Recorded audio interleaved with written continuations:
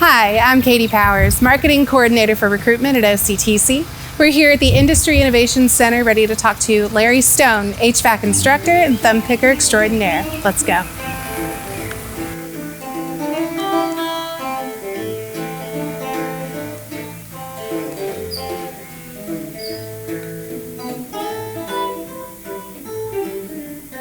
Tell us about yourself and kind of how you came to OCTC. Okay, well, actually I made a career change in my mid-30s. Decided I wanted to do something a little different, and so went to school. I think I started at the Technical College downtown, actually in like industrial maintenance. And I took in that program, I took a refrigeration fundamentals class under Jim Wathen. I think a lot of Jim Wathen. But anyway, when I took that class, I was hooked. I was so interested. Didn't realize there was that much to air conditioning and refrigeration. So I decided to switch. I guess you'd call it, back then it wasn't majors, but I decided to switch my track to the refrigeration, and never regretted it. I really enjoyed going through the program, and then got a job out in the field. The HVAC has really been good to me. This industry, I've really enjoyed my work in it. And then after I finished that, later on, I took some gen ed classes to complete my associate's degree. Wasn't offered as an associate's degree back then, but once they joined with OCTC, I did that. And then the opportunity came up. Here I am teaching the class and the program. I sort of fill in Jim's shoes the best I can. So, like I said, it's really been good to me, both in the field and the college. Okay. Well, I've seen you interacting with your students, and you know, not only can you tell that you have the expertise, you know what you're doing, but you're great with the relationship with them. So, I'm curious, what is the day in the life of instructor Larry Stone look like at OCTC? You know, what do you really do? Well, when things go as I would like, where I can just focus upon teaching and sharing my whatever knowledge I have with others, and seeing the light bulbs come on in their minds when I see they've gotten it. Because there's more to teaching than just explaining facts and information. People learn in a different way, and so when you approach it a little differently, and use a lot of examples and almost like parables, if you will, and to something that they can relate to, and that makes them see it from their perspective. And so when I see that they've gotten it, that's rewarding. So and you can really relate to them. I mean, you were there really not that long ago. I share a lot of my real world experience too in the field, even the mistakes that I've made. You learn a lot from your mistakes. I tell my guys in my program all the time that you're going to learn the most from your mistakes.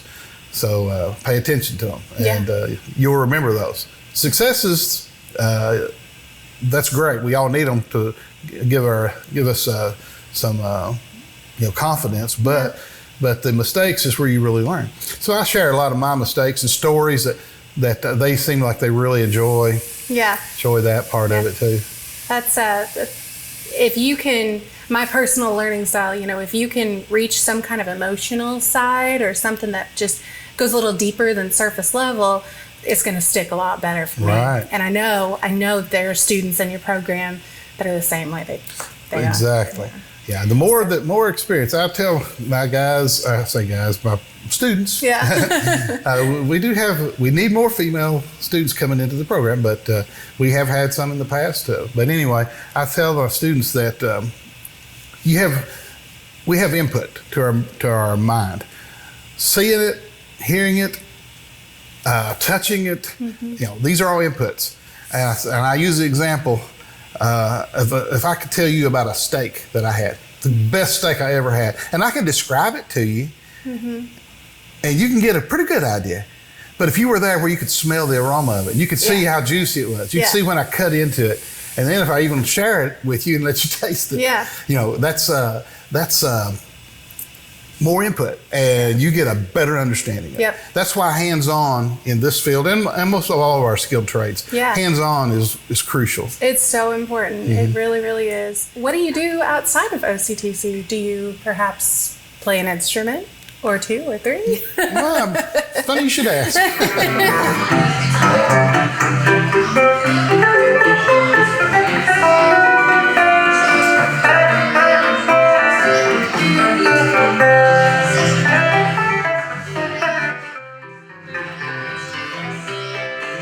10 years old, and my cousin got me started, and I spent many hours shadowing him, probably pestering him. He was a little older than me, but he taught me a lot, and I was just hooked on that. And I played in my teenage years, where a lot of my friends and schoolmates were out playing ball and stuff. I was in my room playing the guitar. Yeah. And years later, when I taught guitar as an adult after getting out of high school and everything, and some of the guys I went to school with, they were taking the guitar lessons from me. And I can remember some of them saying, "Here I am paying you to teach me this. While I was out running around chasing a ball or something, you were inside and learning this, and now I'm paying you to show me what you learned." So, but anyway, and it's just very interesting. Any talent I have, I'm blessed to have some talent on it, and it's just been really a big part of my life. It's a little different style that I play. That it's more of just a soloist style of playing, where it's called finger picking or thumb picking, and you play multiple parts. Your one guitar player can play his own rhythm, bass lines, melody. That's why it fits so well to be as a soloist. In a band, you've got drums, bass guitar player, you got keyboards. So the lead guitar player can have the freedom to do something different. But if you're trying to do all that on one instrument, it's a different technique. The past students that I have had the privilege to teach through this program, I still keep in touch with a lot of them, and they're out in the field now working.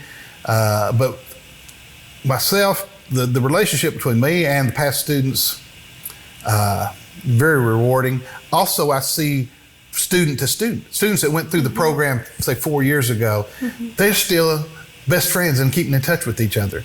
Even if they move halfway across the country, they still keep in touch. We recently had an alumni event. First time we've tried this program. And we didn't know how it was going to turn out, but it turned out really well. And everyone had such a great, relaxed time. We had industry professionals, we had past alumni students, and we invited current students, all to socialize and mingle together, network, to build relationships and contacts. And it was really good to see that. And see some of the students that I hadn't seen for a while, they come back. I really appreciate you showing us around today, and then doing this little interview with us. Appreciate it. My pleasure. Awesome. I hope that this program continues to grow, as it seems like it has been. There's definitely a big need in the HVAC field, and so I think it's not going anywhere. I don't think so. People's got to stay cool in the summer and got to stay warm in the winter. Well, again, thanks, Larry. Thank you. Appreciate it.